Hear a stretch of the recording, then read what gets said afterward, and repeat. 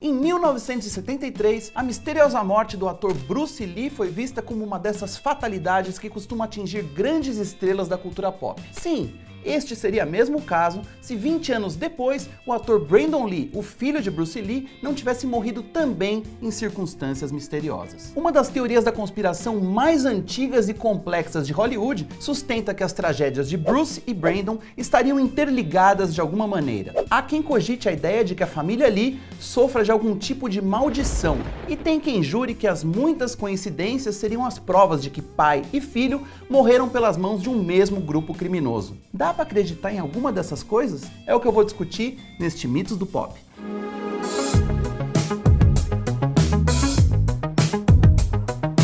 Foi há exatamente 46 anos que tudo aconteceu. Em 20 de julho de 1973, Bruce Lee, na época um astro de cinema de primeira grandeza e o mais famoso ícone das artes marciais, reuniu-se com o produtor Raymond Shaw na casa da atriz Beth Ting Pei para discutir os detalhes do filme Jogo da Morte, que Bruce começou a fazer anos antes e não tinha finalizado.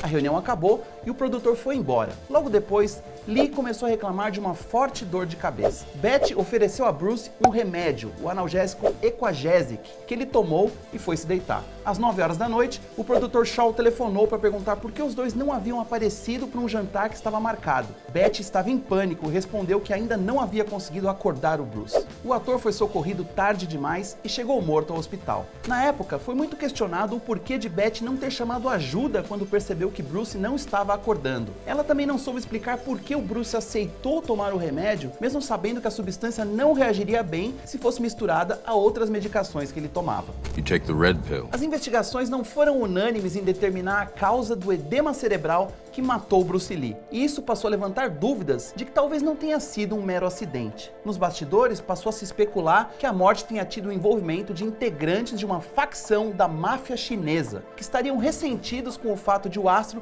ter popularizado mundialmente algumas artes marciais consideradas secretas.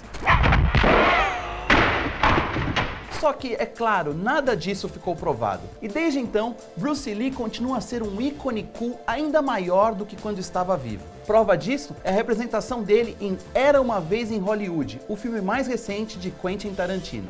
Eu não sei fazer. Vai.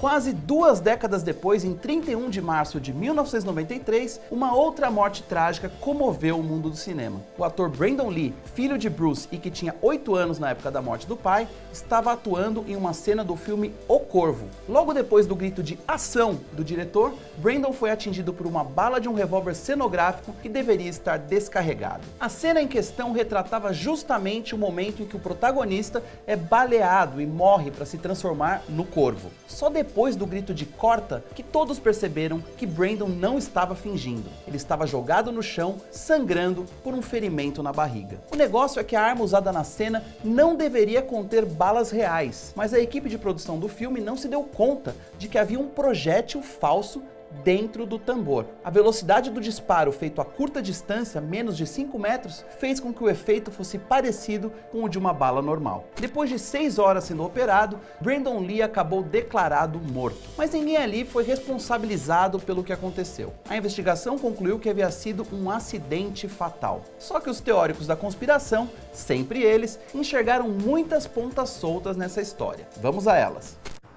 Primeiro, questionou-se o fato de o supervisor de armas não estar presente no set na hora do tiro acidental. Era justamente o último dia de filmagens com armas. Também há o fato de o figurante ter atirado na direção de Brandon, o que não era necessário, já que a cena pretendia capturar um close do rosto dele. E tem outro mistério, o médico que assinou a autópsia do corpo não foi o mesmo responsável pelo procedimento cirúrgico. Realmente, é tudo muito estranho, mas jamais foi provado que algum desses fatos tinha ligação com o outro. E para quem gosta de coincidências, aqui vai mais uma bem impressionante. Naquele último filme do qual Bruce participou, Jogo da Morte, ele faz o papel de um ator de artes marciais que é ferido a bala durante uma filmagem, exatamente da mesma maneira como o Brandon morreu. Não dá nem para brincar com isso, né?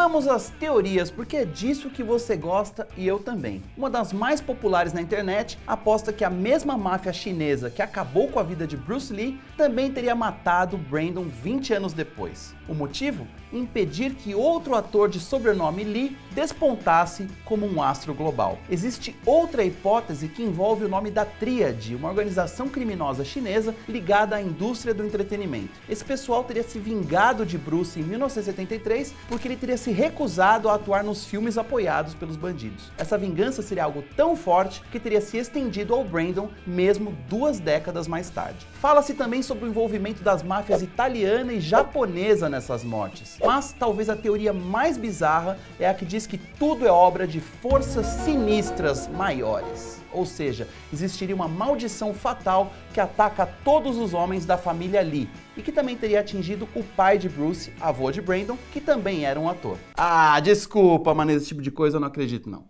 Não dá. Isso é muito Black Mirror.